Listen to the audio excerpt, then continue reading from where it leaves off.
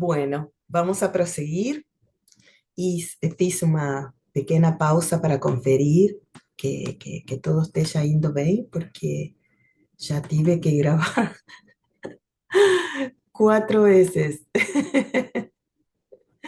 Muito bem. Espero que agora sim vou tentar de novo. Tchau, tchau. Sim, ok. Vamos lá.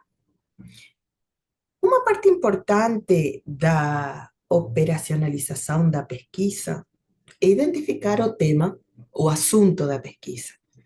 No texto que eu deixei, esta parte está muito bem organizada e explicada. Assim que se não entenderem alguma coisa aqui, podem se ajudar, reitero, com a leitura do texto colocado, que está em português. Então, e eu ainda que falando com sotaque, estou falando em português, um português com muito sotaque. Então, a primeira parte que dá trabalho, que dá problema, identificar um tema, assunto de pesquisa. Eu sei que muitos de vocês, porque eu já estive vendo o perfil de vocês e estive fazendo meus gráficos, meus quantitativos, sobre qual seria o perfil da turma, tanto em especialidade, em disciplinas, em idades, enfim. Muitos de vocês são experientes, são profissionais experientes na área da saúde. E eu sei que muitos de vocês devem já ter um assunto de interesse, um tema de interesse, vindo da sua própria prática profissional, da sua própria experiência. Mas com isso só não alcança. Precisam ler literatura científica, assim se chama o conjunto de publicações científicas, que permitam conhecer qual é o ponto onde se encontram as pesquisas sobre esse assunto, porque às vezes podemos desperdiçar muito tempo fazendo uma pesquisa sobre um tema e um assunto que já foi pesquisado por outros antes do que nós. Então, é muito importante que uma vez que temos um tema, um assunto que nos interessa e pensamos, é por aqui que eu quero me desenvolver profissionalmente, pelo menos tenhamos a leitura feita de 10 artigos publicados em revistas muito boas que tratem sobre o assunto. Isso pode ser muito útil tanto para encontrar o aspecto do tema onde nós vamos nos focar para fazer a pesquisa e já vai sendo parte do marco teórico. Então, ler artigos científicos é muito bom para terminar de definir um tema ou assunto de pesquisa e já essa leitura vai nos servir para fazer o marco teórico. Mas, nesta sociedade da informação, com tudo que eu estive contando, no fragmento anterior, sobre estos millares de artigos publicados en millares y centenas de millares de revistas científicas, como utilizar as ferramentas das tecnologias, da comunicação e da informação ao nosso favor para encontrar aqueles artigos que sejam relevantes para nos dar informação, para nos dar análisis, enfoques que nos permitan construir nosso tema, nosso assunto. E eu costumo recomendar o Google Scholar, que todos conhecemos o Google Scholar, mas a maior parte das pessoas bota o assunto que quer pesquisar no Google comum. E aparecem coisas que servem e coisas que não servem. Não servem para nada. E isso nos vai fazer perder muito tempo separando o joio do trigo. Já se vocês colocam Google Acadêmico ou Google Scholar, coloca no assunto, a única coisa que vai aparecer por lá são artigos científicos ou de uso acadêmico, incluso hasta literatura técnica. Então, para não perder o tempo, recomendo pesquisar apenas no Google Scholar ou Google Acadêmico. Também a CAPES tem uma área que está na web, que se periódicos da CAPES, que são que é uma base de dados onde o Estado brasileiro paga as membrecias de todas estas revistas super caras, muito especializadas e muito famigeradas e prestigiosas do mundo, para que todos os estudantes, professores e demais integrantes das comunidades educacionais das universidades federais possamos acessar a esta literatura científica sem ter que pagar nós. Então, o Estado compra, paga a membresia e podemos acessar todos nós, aqueles que estamos envolvidos nas comunidades educacionais das universidades federais. Como se dá esse acesso? Há um acesso que se chama CAFE, Comunidades das Educacionais Federais, CAFE, e entramos com nosso e-mail institucional. Aqui na Unila chamamos de Simbra. Mas esse que tem arroba aluno ou arroba a instituição. Mas também no público em geral pode acessar a periódicos CAPES, só que a base de dados para aqueles que se logan con un email institucional vinculado a universidades ou instituições federais, é muito mais amplo que aqueles recursos que están disponibilizados para todo público. Mas, tenha ou não um e-mail institucional, você pode acessar facilmente a periódicos CAPES e se você vê em uma revista super cara algum artigo do seu interesse, pode conferir se não está liberado por aqui para você. Também vocês têm as bibliotecas digitais, com recursos digitais, como a própria biblioteca da Unila, que você entra através da web e que tem um acervo liberado de uso digital e outro acervo para consulta física.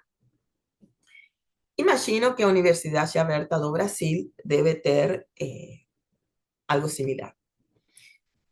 Mas, ¿cómo usar estas tecnologías para nos ayudar a encontrar literatura científica vinculada con nuestro tema?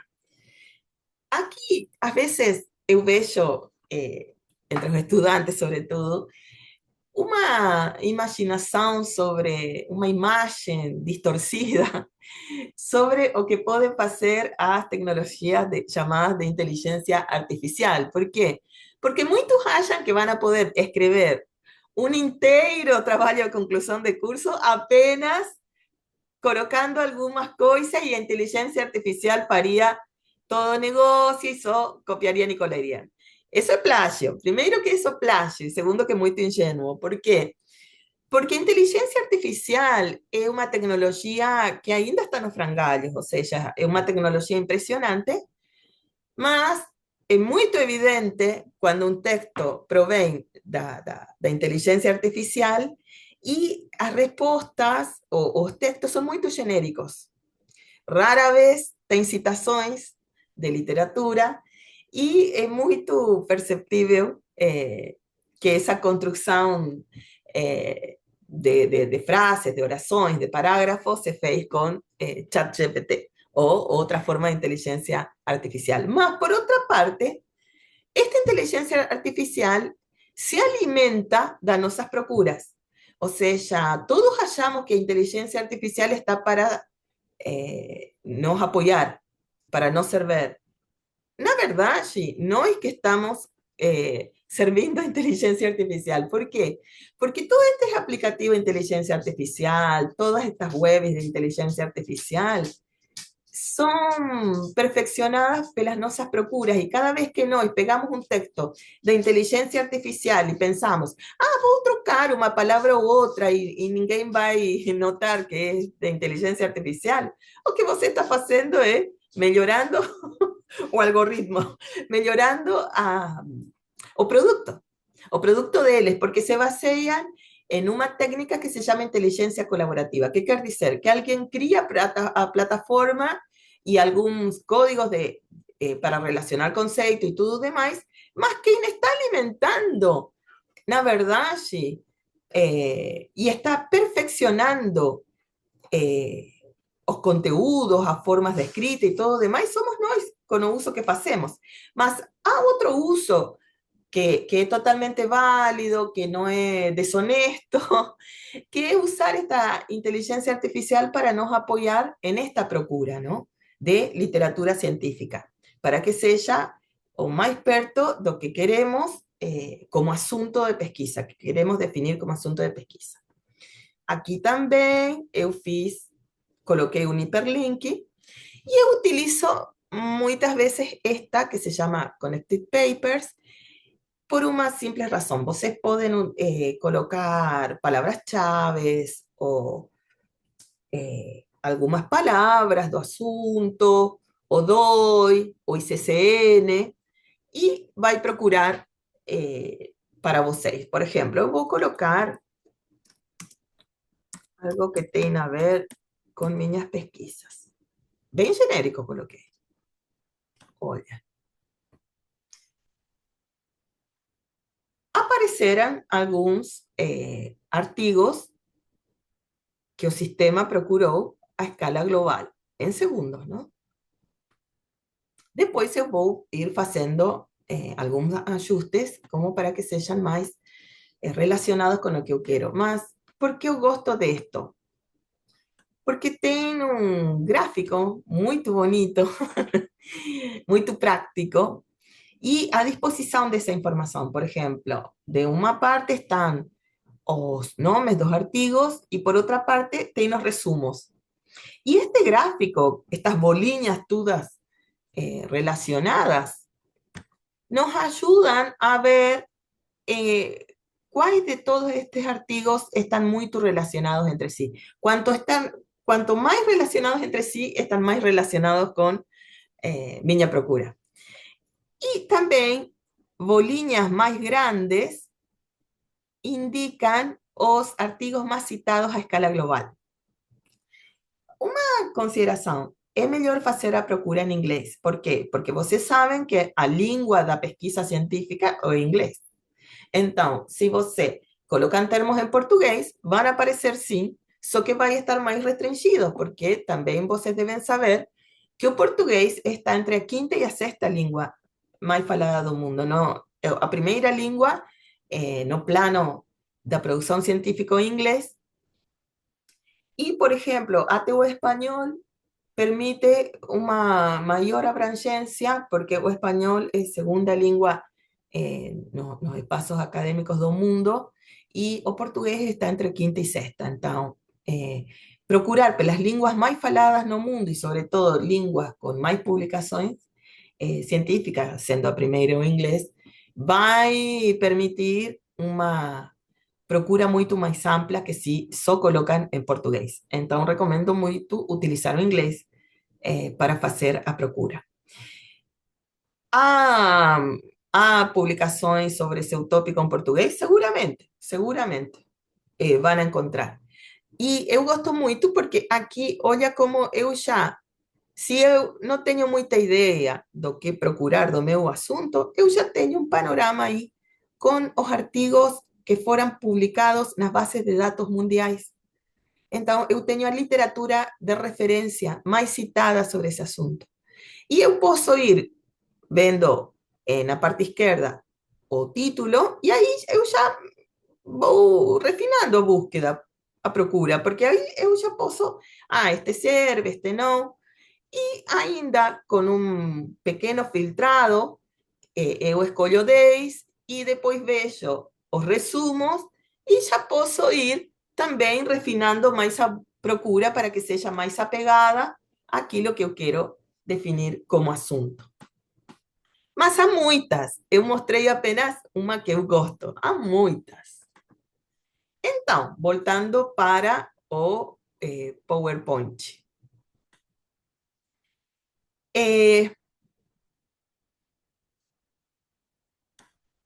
Ahí está. Una parte fundamental, perdón, pasé, ahí está. Uma parte fundamental é entender que a pesquisa vai se iniciar apenas quando você tenha a capacidade de colocar um interrogante. Ou seja, repassando, vocês definiram o tema do seu interesse, o assunto. Isso é muito importante. Mas se você não conseguem interrogar esse assunto, não vão poder fazer uma pesquisa. O que quer dizer isto? Eu já sei o assunto, eu já tenho o tema, mas eu preciso ter um interrogante sobre esse tema. A pesquisa não é uma descrição da realidade, apenas. A pesquisa precisa de um interrogante para iniciar. Por quê? Porque a pesquisa é a resposta a esse interrogante. E a metodologia são as ferramentas para conseguir responder aos interrogantes da pesquisa sobre um determinado assunto. Sim? Então, para producir informação científica, vou levantar um pouquinho, vou baixar aí. Para producir informação científica, é necessário formular questões interessantes e questionar a realidade de forma criativa, imaginativa e original. E isso é algo que não pode fazer a inteligência artificial. ¿Por quê?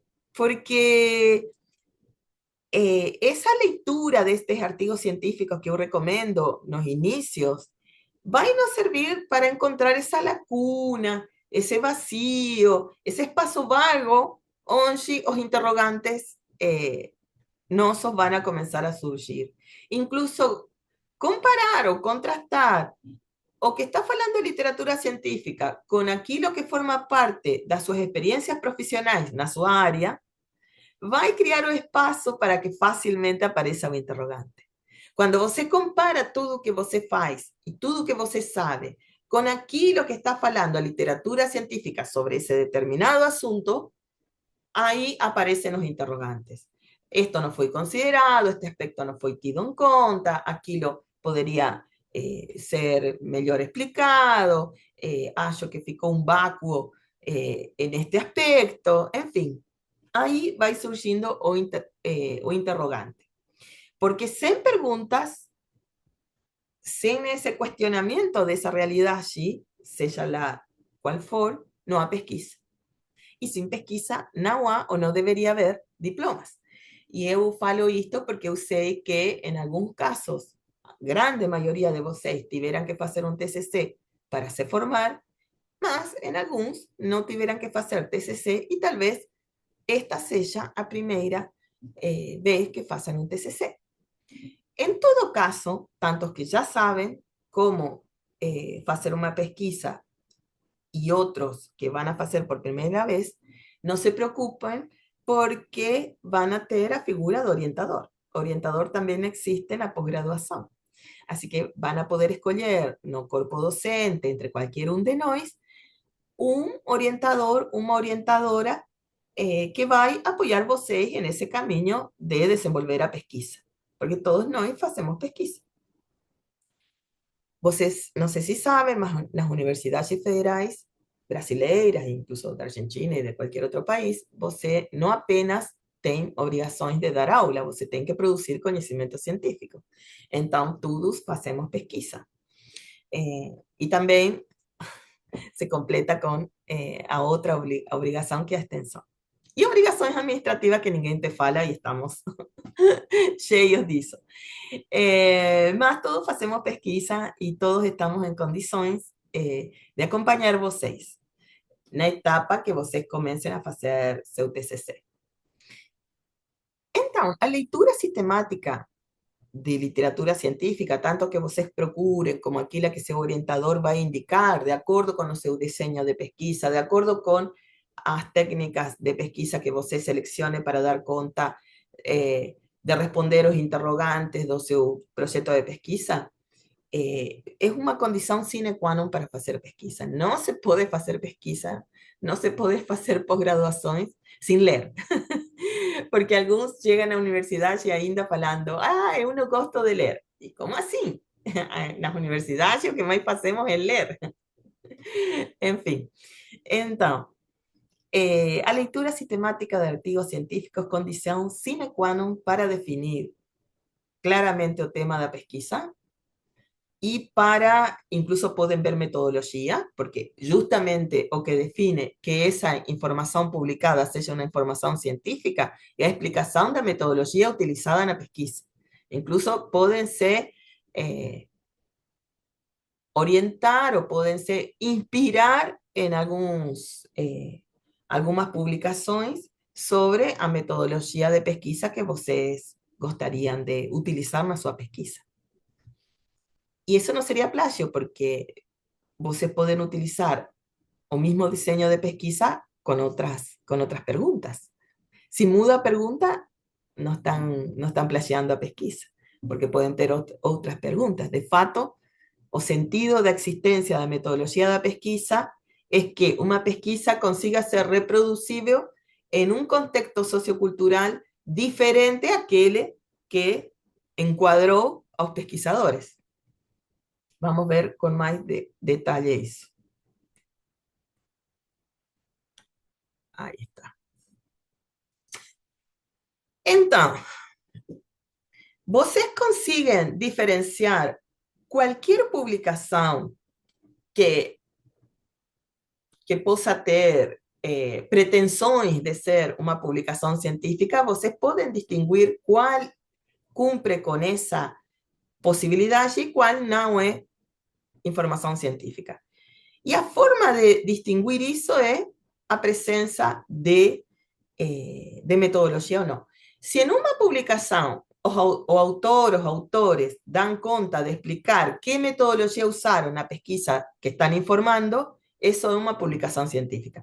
Claro que pueden haber mejores y peores publicaciones científicas, porque muito depende dos conhecimentos da metodologia. Se você está fraco en metodología, obviamente os resultados no van a ser geniais.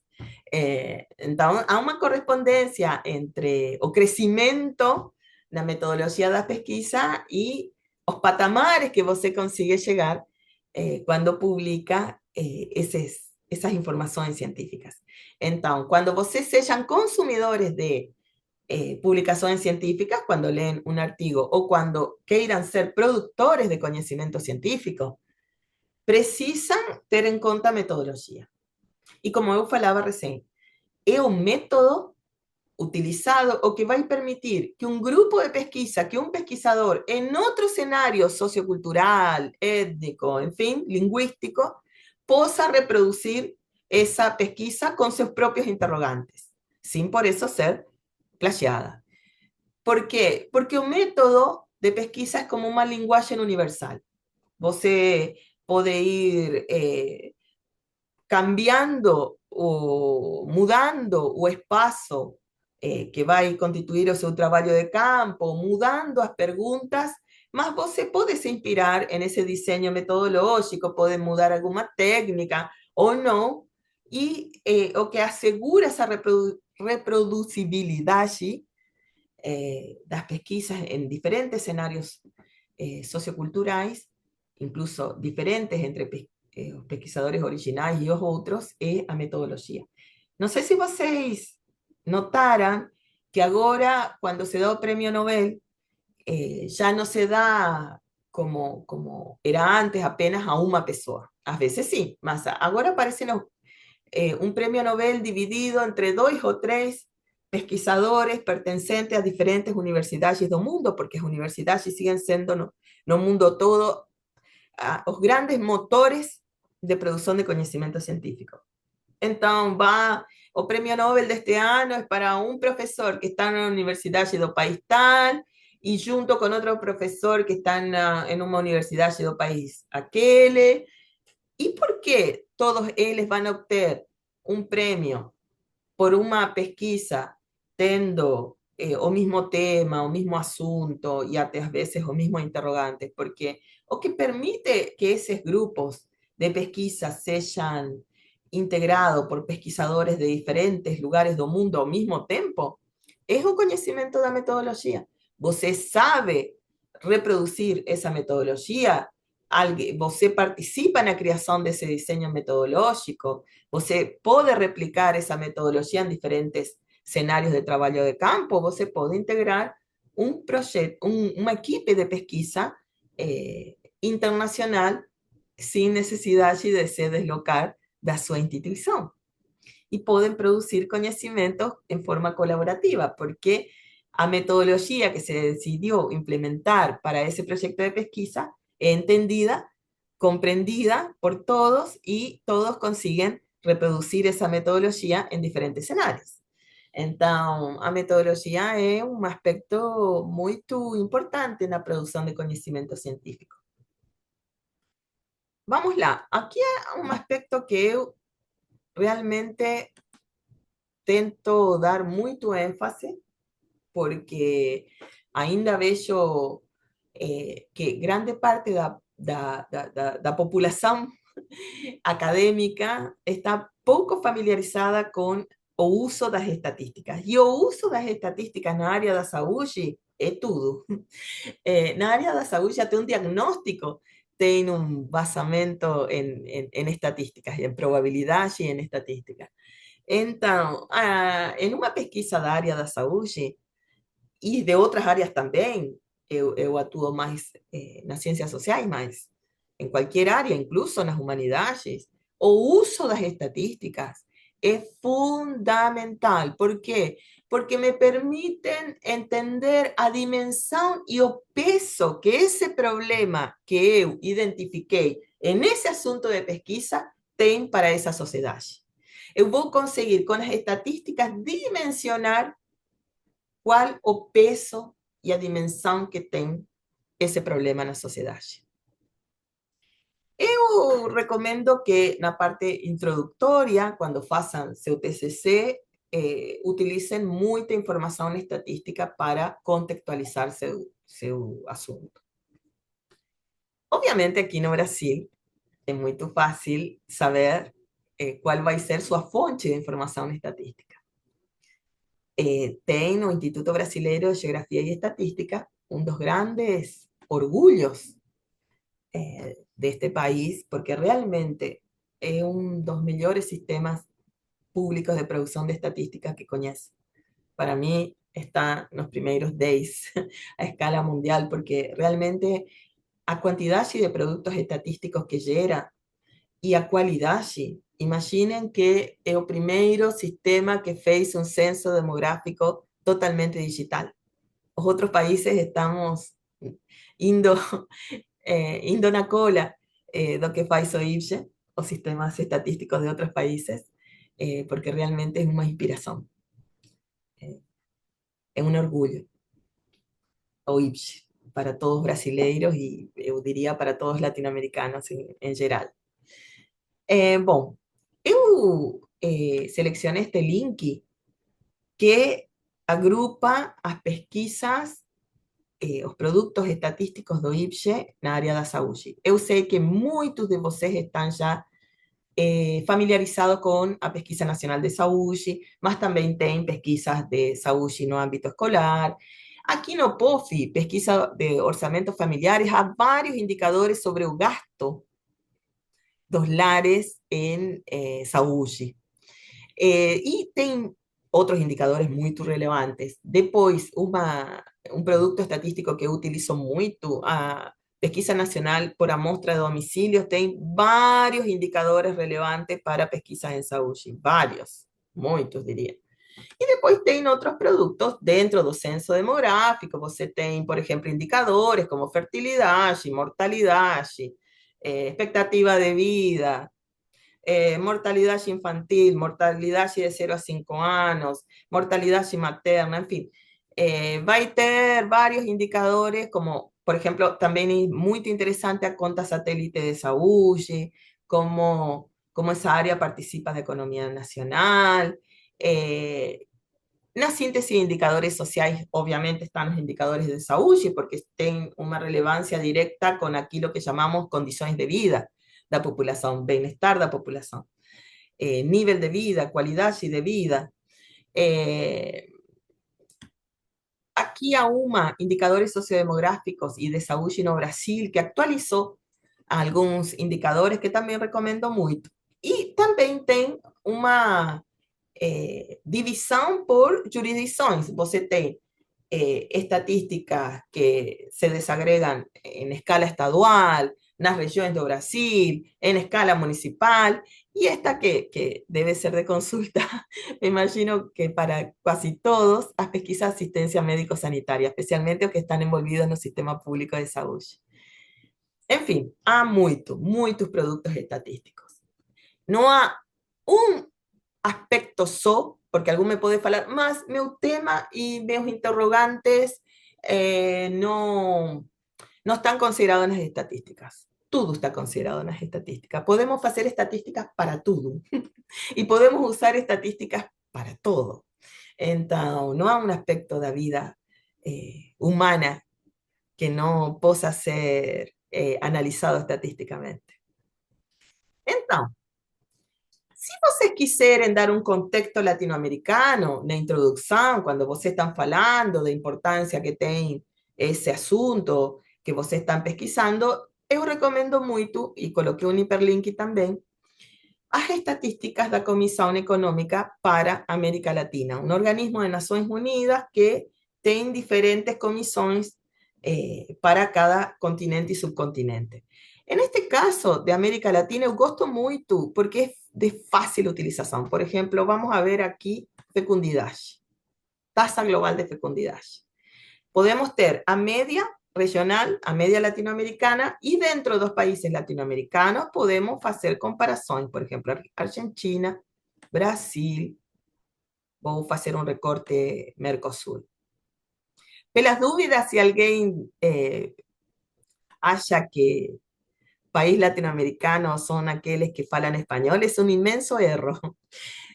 Justamente o nome Latinoamérica tiene a ver con falar línguas de origen latín que llegaron aquí en la conquista.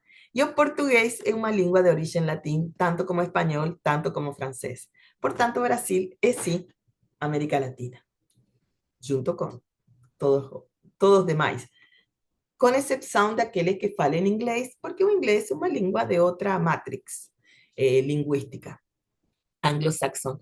Mas se você tem como língua oficial espanhol, francês ou português, você é latino. Bem-vindo à América Latina. Há duas línguas mais que vêm do latim, que se falam no mundo, mas nem tanto, não como língua oficial na América Latina, que são o italiano e o romeno, que se falam mais na Europa. E essas seriam as 5 línguas de origem latim que existem hoje no mundo.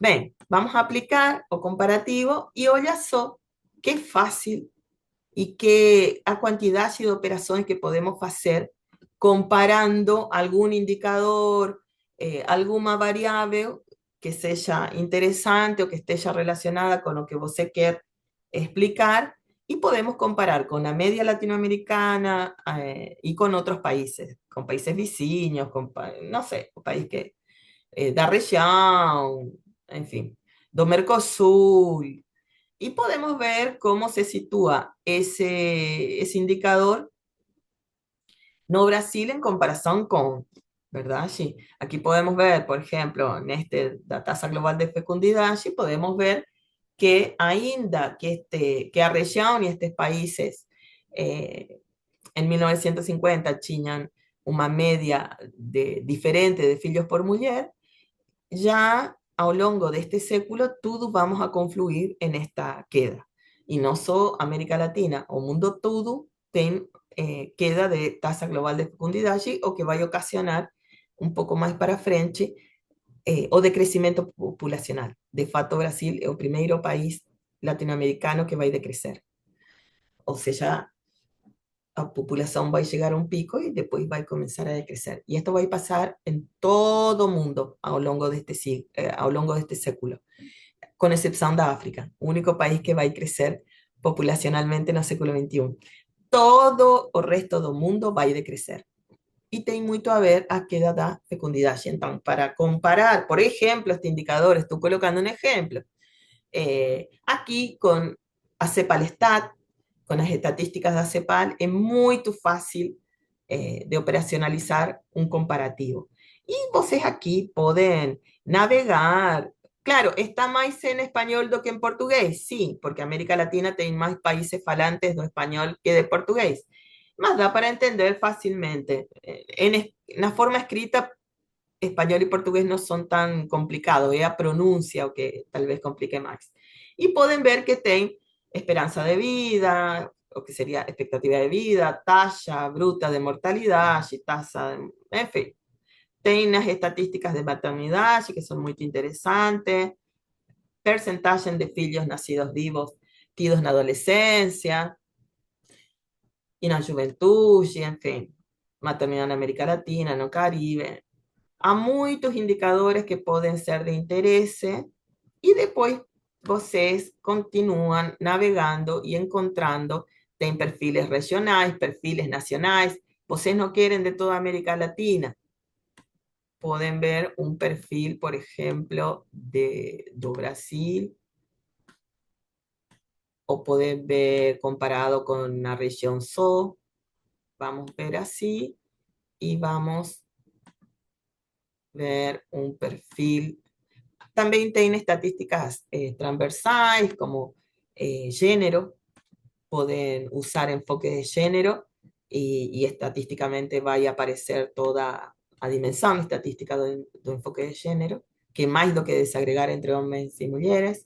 Ven, tem aqui um perfil nacional que agrupa muita informação em um layer só, estadísticas demográficas, educacionais, mortalidade, aqui tem indicadores de saúde, enfim.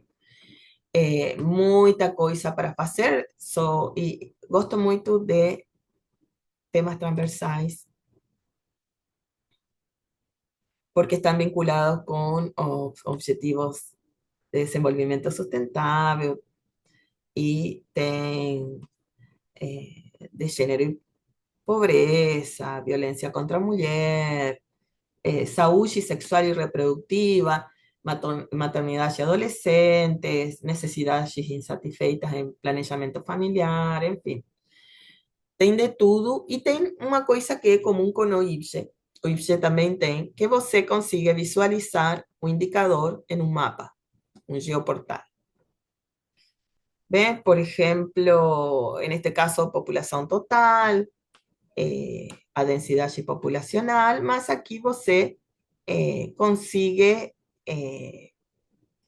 trocar de indicadores. Vamos a procurar, a ver, sociais, saúde.